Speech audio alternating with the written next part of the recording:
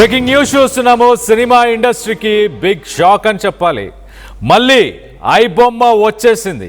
ఈసారి మరింత హెచ్డి క్వాలిటీతో ఐబొమ్మ 2.0 అందుబాటులో ఉంది. నవంబర్ 15, 2025లో ఐబొమ్మని పోలీసులు బ్లాక్ చేసేశారు. ఐబొమ్మ నిర్వాహకుడు రవిని సైతం అరెస్ట్ చేశారు. కొంతకాలం జైల్లో పెట్టిన తర్వాత ఐబొమ్మ రిటర్న్స్ అంటూ ఐబొమ్మ వెనుక మరి ఇప్పుడు ప్రస్తుతానికే జైలు నుంచి బయటకు వచ్చిన రవి ఉన్నాడా?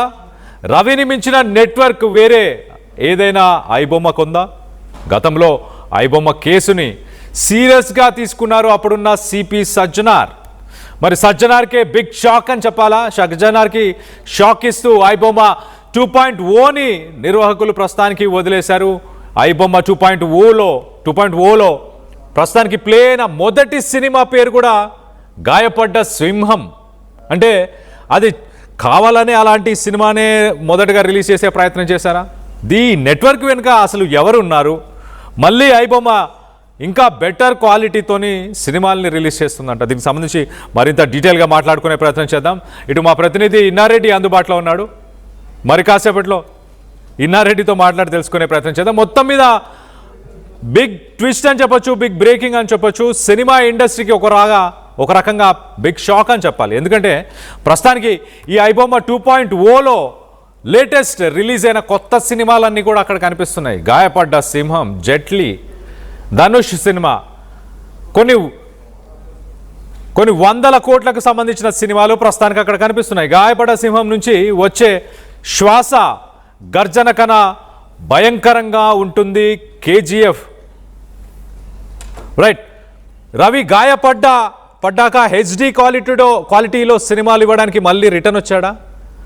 గతంలో జైలు నుంచి బయటకు వచ్చినాక మీడియాతో ఎలాంటి ఇంటరాక్షన్ చేయలేదు రవి. చాలా క్లియర్గా కేసు నడుస్తుంది, నేను మాట్లాడే అవకాశం లేదు, నేను మాట్లాడను, నన్ను ఇబ్బంది పెట్టకండి అంటూ ఆయన మాట్లాడుకొచ్చాడు. మొత్తం మీద ప్రస్తుతానికి మరి రవి బయటకు వచ్చినాక మళ్ళీ ఒక్కసారి ఐబొమ్మ 2.0 యాక్టివేట్ అయింది. మరి దీని వెనుక పెద్ద నెట్వర్క్ ఉందా?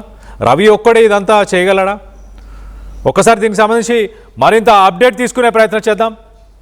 ఇటు మా ప్రతినిధి ఇన్నారెడ్డి అందుబాటులో ఉన్నారు.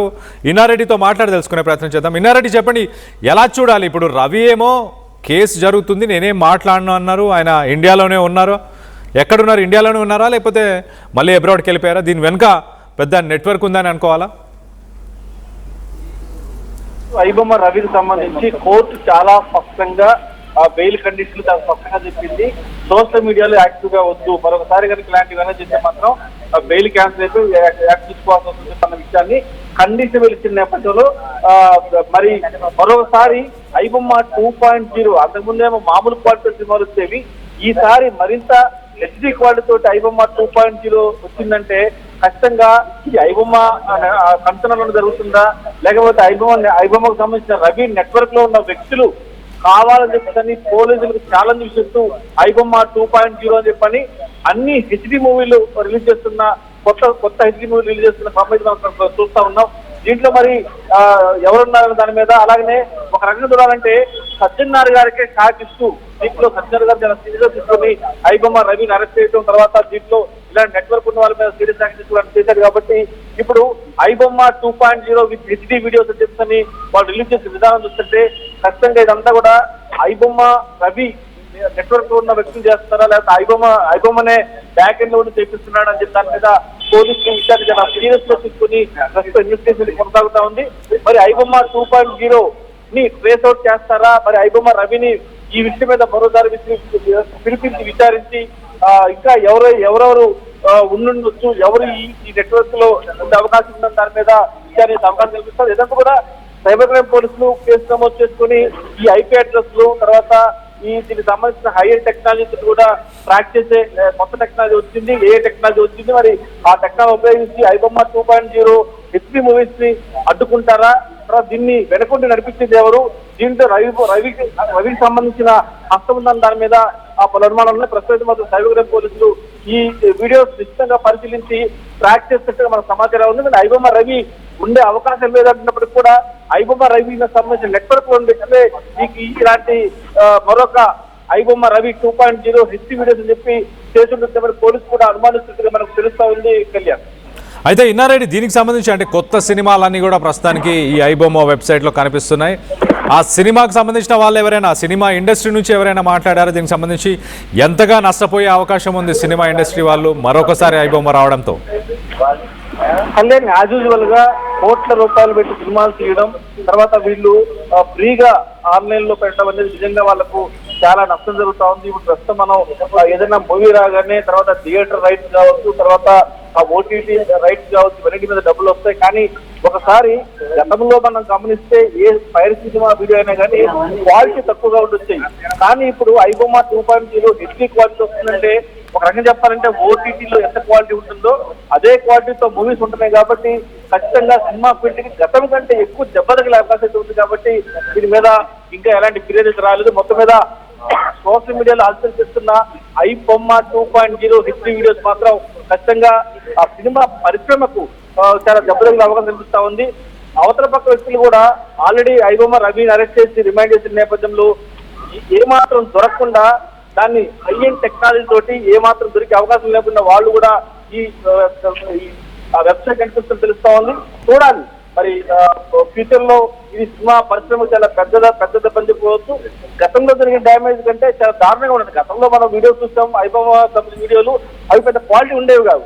కానీ ఐబొమ్మ 2.0 క్వాలిటీ చూస్తే దిమ్మ తిరిగే క్వాలిటీ ఉంది. కాబట్టి ఖచ్చితంగా ఇది సినిమా పరిశ్రమకు ఒక పెద్ద దెబ్బని చెప్పుకోవచ్చు. చాలా చాలా చాలా చాలా విధాలుగా ఇది సినిమా కొత్త సినిమాలన్నీ కూడా వస్తున్నాయి. కాబట్టి ఆ సినిమా పరిశ్రమ ఖచ్చితంగా దీని మీద సీరియస్ అయ్యి మరోసారి కేసు పెట్టి దీని మీద స్పెషల్ యాక్షన్ తీసుకోవాలని చెప్పని కూడా పోలీసులకు అవకాశం ఇస్తుంది. దీని మీద ప్రస్తుతం మాత్రం పోలీసు దిగా కొనసాగుతా ఉంది.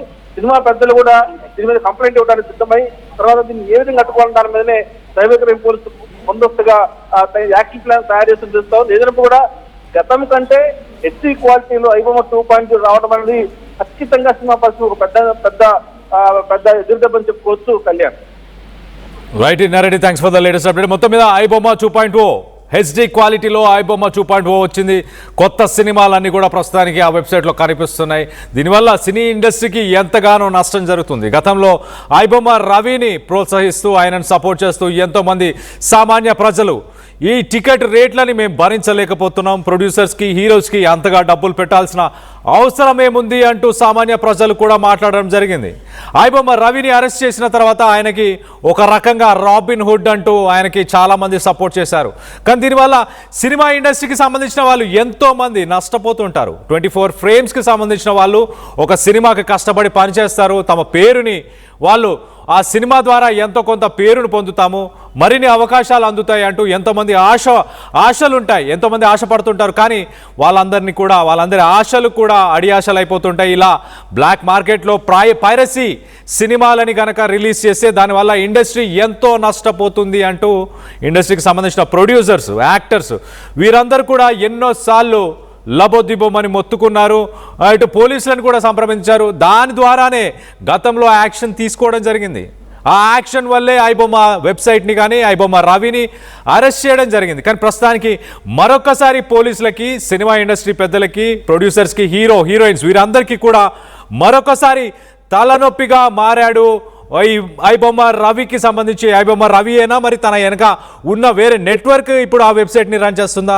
ఆ వెబ్సైట్ని ఎవరైనా లీజ్కి తీసుకొని రన్ చేస్తున్నారా? మొత్తానికైతే ఏం జరిగినా కానీ ఇదైతే వాట్ ఎవర్ ఈజ్ హ్యాపెనింగ్, ఈ వెబ్సైట్ పెట్టి పైరసీ సినిమాలను నడపడం అనేది సరైన విషయం కాదు. అది ఇల్లీగల్. అలాంటి సినిమాల్ని నడపకూడదు. అలా ఇండైరెక్ట్గా ఇల్లీగల్గా అలాగే ఆ సినిమాల్ని చూసి వాటిని ఎంకరేజ్ కూడా చేయకూడదు సామాన్య ప్రజలు. దీనికి సంబంధించి మీరేమనుకుంటున్నారా? ఐబొమ్మను మళ్ళీ రవే తెచ్చాడని మీరు భావిస్తున్నారా, లేక వెనక ఇంకొక నెట్వర్క్ ఉందని భావిస్తున్నారా?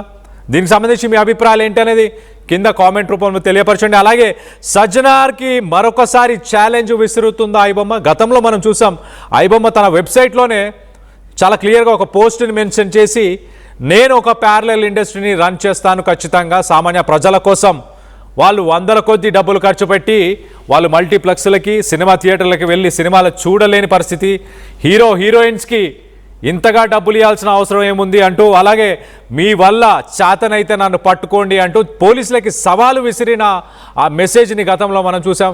మరి మరొకసారి ఇది సజ్జనార్కి పోలీసు వ్యవస్థకి మరొకసారి సవాలు విసిరే ప్రయత్నం చేయడమేనా? అంటే ఒకసారి ఇంకా లేదు ఐబొమ్మ అనే వెబ్సైట్ లేదు, రవి కూడా ప్రస్తుతానికి పోలీస్ కేసులో ఆయన ఇన్వాల్వ్ అయి ఉన్నారు. కోర్టులో కేసు నడుస్తున్న సమయంలో ఆయన ఇండియాలోనే ఉండి మొత్తానికైతే మరి ఉన్న సమయంలో వెబ్సైట్ని మళ్ళీ ఎవరు రీస్టార్ట్ చేశారు? దీనికి సంబంధించి మీరేమనుకుంటున్నారు? మీ అభిప్రాయాలను కింద కామెంట్ రూపంలో తెలియపరచండి.